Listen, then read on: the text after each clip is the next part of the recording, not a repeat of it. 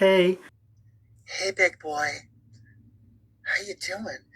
I'm coming in today hot off the press. Hot out the motherfucking press. Because it is Charles Heathcote's 30th birthday, and Charlie from Charlie Brooke organised this book tag video for Charles's birthday. So here I am, showing my titties today. I'm actually loving this outfit so much. Jealous because I'm unconventional and successful, though they're jealous. We all know that this is true. Attitude, personality, charisma is everything. This is this old hat that my great aunt gave me. It feels like my granddad's hat. I never knew my granddad because he died when I was like 2 years old. But I remember that my nan kept a hat like this on her bedpost. Look at my shorts. Oh my god, the hat matches my shorts, so I love it. Oh, I love that.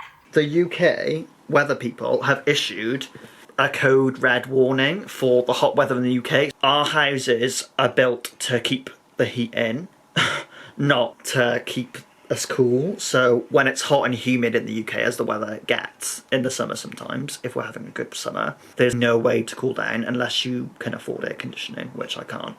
So I have a Diet Coke to help keep me cool. Yeah, the book tag has 10 questions, so I'm going to run through the questions. But first of all, I just wanted to say happy birthday to you, Charlie. I hope you had a wonderful birthday. Did you get laid? Huh? Congratulations on turning 30. I'm so glad you have a booktube channel. I love the way you talk about books, particularly following the Women's Prize this year with you was a highlight. And look at you, 30 years old, you've got published books. You're doing really well. Happy birthday to you. Happy birthday to you. May good luck go with you. And happiness too. That's for you. I don't know why you seem to be freaking out so much about turning 30. Listen, girl. You listen, girl. Like, imagine you're a cat.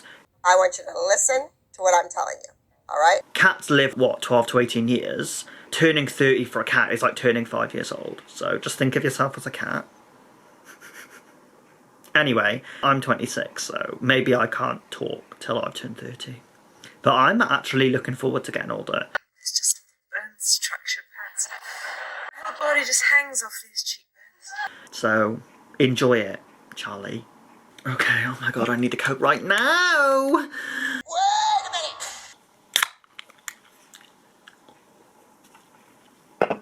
minute. So let's get into it, baby. Right, first question. The Charlie book tag. Number 1, Charlie is the name of the game. Which is your favourite book, either by a Charles or a Charlie, or featuring a character called Charles or a Charlie? And for this question, I chose Alan Hollinghurst's debut, The Swimming Pool Library. So in this book, Will Beckwith, who is like an upper class boy, but he's 25 and he just mills around London thinking that he's the absolute shit. And then one day when he's cruising in a park, and cruising is like a gay term for having like sex outdoors, but people cruise in gardens and places. I've never done that, but I know about it in the community. And one day when he's cruising, he's in the urinals and then this old man comes in and then has a heart attack and Will Beckwith resuscitates him back to life. And then after that, he's in some private like country club type thing, but it's in London, so it's like a gay country club. Then he sees the old man there, and then it turns out the old man is this old lord called Charles Nantwich, and then Charles Nantwich recruits Will to be his biographer. So the book goes between, or is it late 70s? I think it's early 80s London, and then it goes back in time till, I guess, when would it be? Maybe the 50s? Or maybe it's earlier than the 50s. I can't remember when it is, but anyway, you go through Charles Nantwich's journals of his time when he was posted to Africa. So it's kind of post-colonial, but also really gay. Oh, merciful heavens. But it's also a really, really sad book, actually. I've read the book at least 5 times, and I just remember every single time by the end of the book, I'm literally pretty depressed for at least 6 weeks because the book opens with Will describing the year that the book covers as the last summer of its kind, because basically all these gays in it have an unprotected sex, and then it's implied that by the end of the novel they're all basically going to get AIDS, because I'm pretty sure like the government is kind of covering up AIDS before they can blame it on the gays. But yeah, this is an astonishing debut and one of my favourite books, even though it is a depressing read, but there are fun aspects to it. But this was a book featuring someone called Charles, so here you go. Right, next question. Number 2, Our Doris, a book you loved featuring a protagonist over 50. For this I actually chose another depressing read, which is Time's Arrow by Martin Amis. In this book you start off with this really old guy, he's dying, but the book is told in reverse chronological order, where basically his soul has come back into his body and his soul is seeing everything in reverse time. So imagine eating food, instead of eating, you're putting your food out of your mouth onto your plate. Or imagine going to the toilet, instead of excreting, the shit is flying back out of the water into your asshole. What did you just say? Disgusting. That's what this book is like. So you open with this old guy, so he is technically over 50. It's set in America to start with, and then it goes back into Nazi Germany, and you find out more about the old man in it. It's only a short novel, but oh, it packs a punch. Another question. Another one. Number 3, An Heir to Murder. That's another title of one of Charlie's books. A fave crime/mystery book. Now, I don't really read genre fiction. Know why? Know why? Because I have good taste. I speak my mind, I say it how it is. It's the truth. So I picked a literary novel that has mystery/crime elements, and that would be Shirley Jackson's We Have Always Lived in the Castle. This is another short read, and it follows Constance and Mary Cat. And Mary Cat is one of my favourite literary characters. They live in this like rich old house. It's also exquisitely gothic. Constance mills around the village where everybody hates her because she's upper class, and the rest of the family was murdered. So even though nobody was convicted of it, Constance is kind of blamed for it, even though Constance tells us at the start basically that she didn't do it. So it's a mystery in the novel, finding out what happened to the rest of the family and who did kill them. This book also actually features a character called Charles, and that is when Constance's cousin Charles visits the house and tries to get into the family safe to find stuff out. Right, next question. Number 4, Chocolat, a book by one of your favourite authors. For this, I picked Muriel Spark, who's one of my favourite authors, and I picked The Public Image, which is one of her novels that nobody ever talks about, even though I actually really like it. So it's short, like most of her books are, and what I love about this Centurion edition is that each one features a picture of her around the age that she wrote the book, and this is one of my favourite pictures of Muriel Spark. She is like resting on her belly, supposedly writing, but I love this picture of her. Oh my god, beautiful.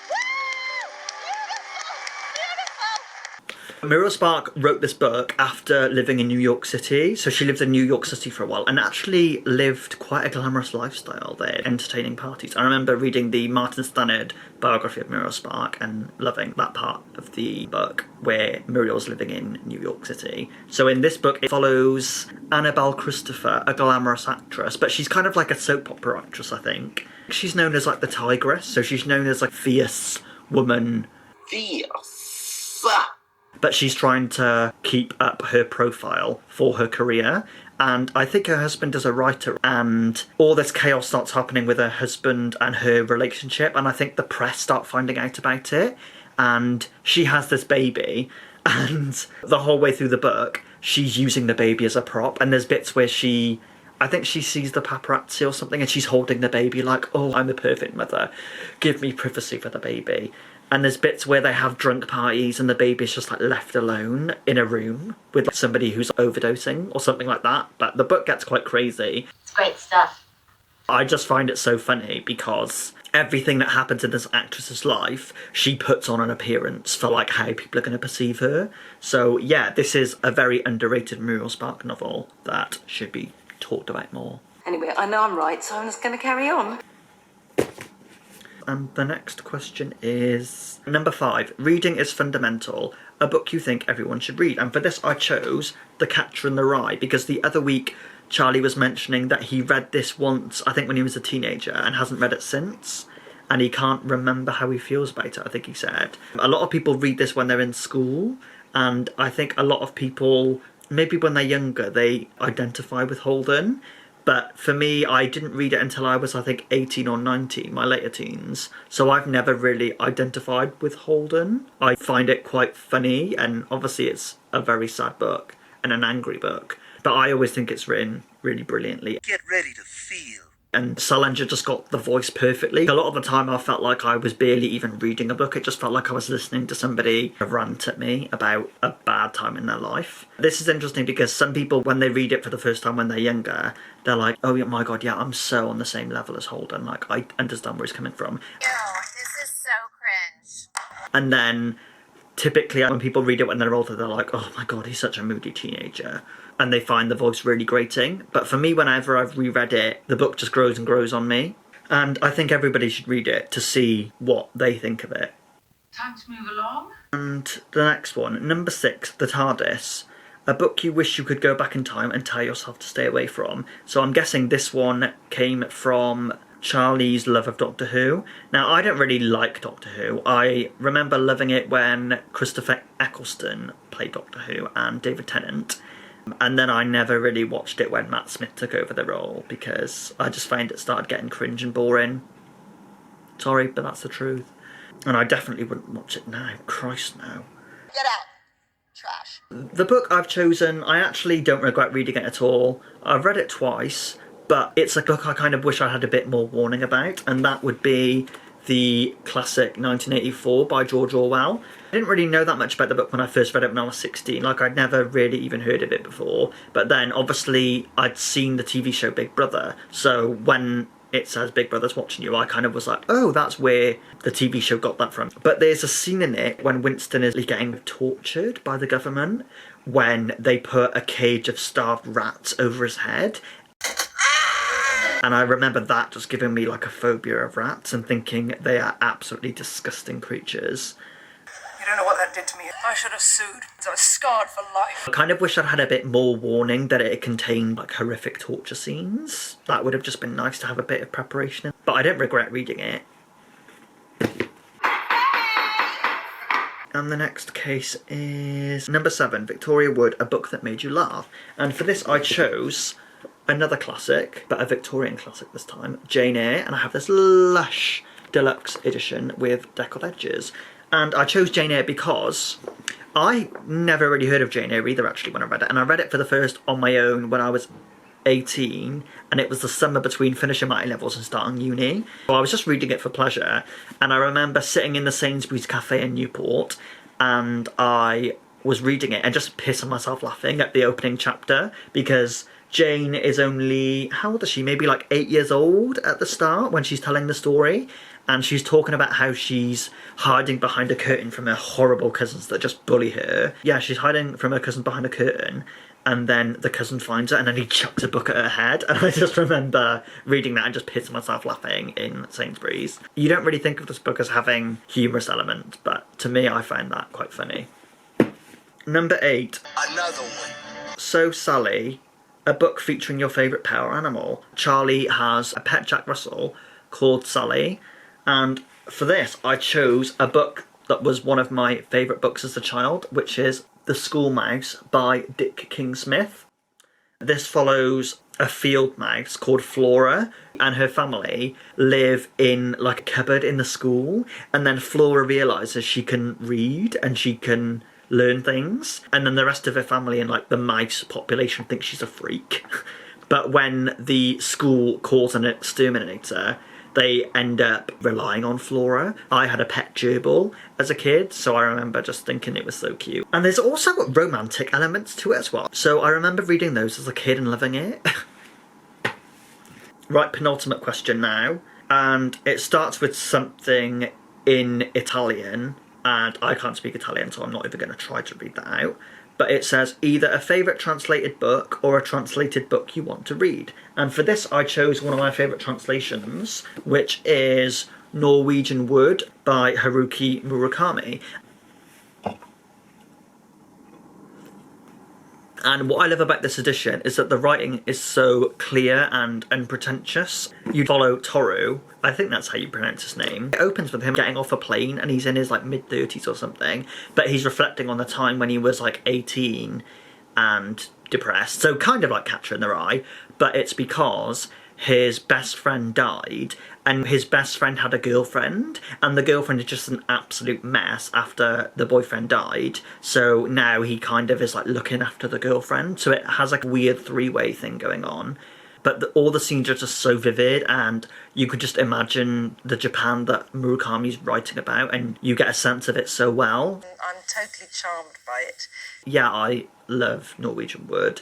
A lot of the scenes actually follow liminal moments in people's lives. There's a scene where he goes to the hospital to visit this like dying man and Toru is there eating a cucumber and dipping it in soy sauce. And the old man is like dying and he's basically like consigned himself to dying. So he's just like not there. And then he sees the cucumber and is like, that looks the fuck good. And then he ends up eating the whole cucumber. And it's just such a great scene of where people think, you know, this is what their life is now. And then some kind of stimuli reawakens them to the newness of living. So refreshing. I was just blown away. Yeah, the moments in that novel that are like that, I just absolutely adore. And the last question is, Age UK, a charity shop book bargain you adored. Now, I haven't actually read this book, but before I came home to film this video, I was in Tesco getting some groceries because at the moment I'm roasting a chicken. When I make a chicken curry, I roast the chicken first in one of those curry jar sauces. And in Tesco, when you get past the checkouts, they have a bookshelf that has like little donated books. So whenever I go to Tesco, I check out those books and I've actually found some finds. So when I saw there was a Penguin Classic on the bookshelf today, I was like, hold up. Hold it right there. There aren't normally these there. Normally they're like shitty books like Sharon Osbourne's life story or shitty books like that. So the book that I got today is a Gothic classic apparently. I found the sort of book you dream of finding. Mikhail Bulgakov's The Master and Margarita. Now I had never heard of this book or this writer and it has a little quote on the back, I guess from the book, that says manuscripts don't burn. And isn't that great? I'll just read part of the blurb for you. One spring afternoon, the devil, trailing fire and chaos in his wake, weaves himself out of the shadows and into Moscow in Bulgakov's fantastical, funny and frightening satire of Soviet life. Brimming with magic and incident, it is full of imaginary, historical, terrifying and wonderful characters, from witches, poets and biblical tyrants to the beautiful, courageous Margarita, who will do anything to save the imprisoned writer she loves. Written in secret during the darkest days of Stalin's reign, when The Master and Margarita was finally published, it became an overnight literary phenomenon, signalling artistic freedom for Russians everywhere. Oh, this is also translated, so I could have used that for the translated question, but oh well. And apparently it's a glorious, ironic, Gothic masterpiece. At some point I'll get round to this. That's all the questions. Well, that's about it, really. So, nice to speak with you. Ta-ta. Once again, Charlie, happy birthday. I hope you enjoy your day and have a special time. And I wish you all the best of luck with your next writing projects. My next video is going to be my Sylvia Plath video, so I'll have that uploaded probably in a few days. And if any of you feel like doing these questions, please feel free to do it. Yeah, thanks for watching. Bye.